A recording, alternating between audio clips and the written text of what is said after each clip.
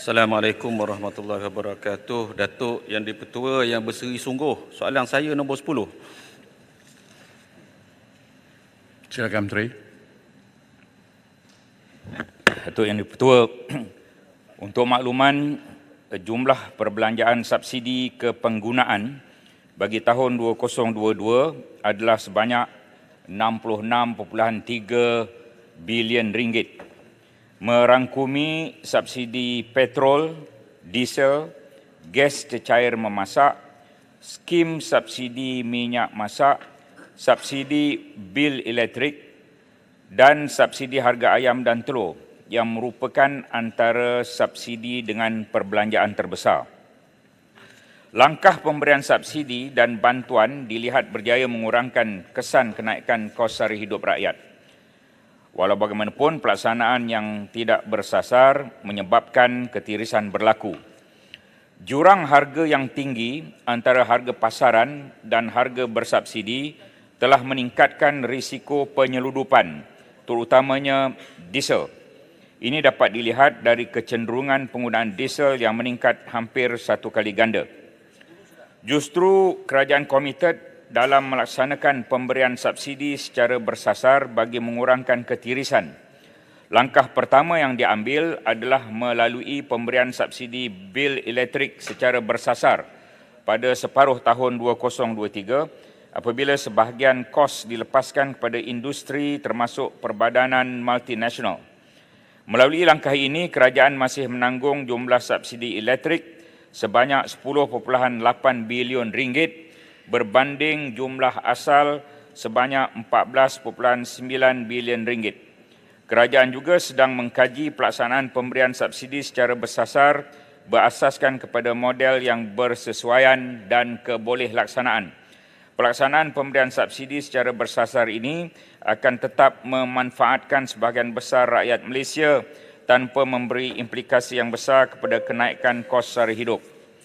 Jumlah secara detail petrol, diesel dan LPG, perbelanjaan 2022 subsidinya 50.8 bilion, minyak masak 2.4 bilion, elektrik 9.8 bilion, harga ayam dan telur 1.8 bilion, subsidi kepenggunaan lain seperti tepung, edaran barang, penyeragaman harga Sabah, subsidi Sabah Electricity Sdn Bhd 1.5 bilion. Jumlah semua sekali yang 5 perkara yang saya sebut itu 66.3 bilion ringgit pada tahun 2022. Terima kasih.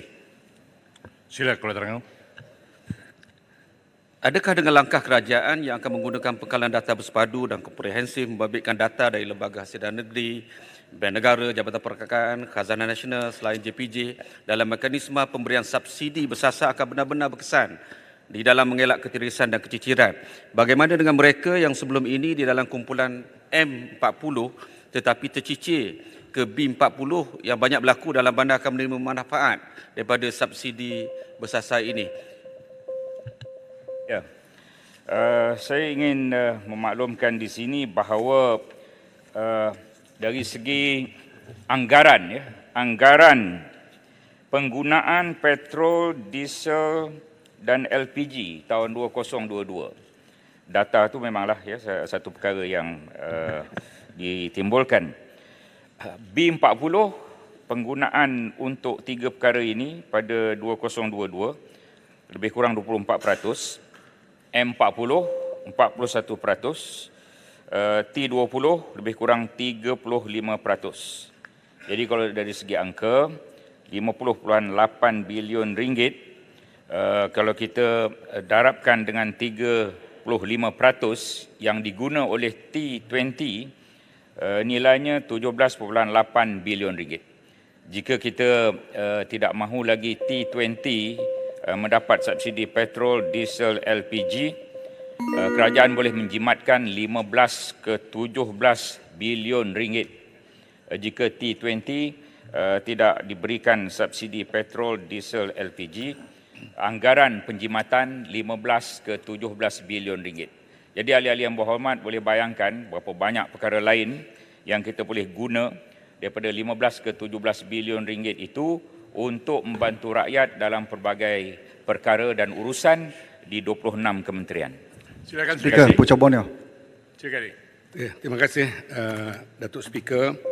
Jawapan daripada Timbalan Menteri sangat munasabah untuk kita fikirkan tentang tindakan. Kerana kita sedia maklum bahawa subsidi bersasar ataupun subsidi ini bertujuan untuk membantu golongan berpendapatan rendah, tetapi apabila berlakunya penyeludupan yang mengakibatkan bukan saja golongan berpendapatan rendah ni tak dapat, tetapi dia telah mengkhianati negara. Jadi apakah tindakan yang sewajarnya diambil dan telah diambil kepada mereka yang telah melakukan pelanggaran penyeludupan ini? Penyeludupan. Terima kasih Seri Gading atas pertanyaan yang diberikan. Sebagai contoh, diesel. Penggunaan diesel pada tahun 2018-2019, jumlah subsidi yang diberi 5.8 bilion hingga 6.1 bilion. Tapi pada 2022, diesel ini meningkat kepada 8.4 bilion ringgit subsidi kerana penggunaan yang bertambah. Adakah penggunaan itu penggunaan sebenar atau penggunaan yang bertambah itu adalah kerana penyeludupan. Oleh kerana itu, memanglah kami menganggarkan sejumlah yang tertentu diesel diseludup dengan pelbagai kaedah, begitu juga petrol RON 95 juga disudup dengan pelbagai kaedah.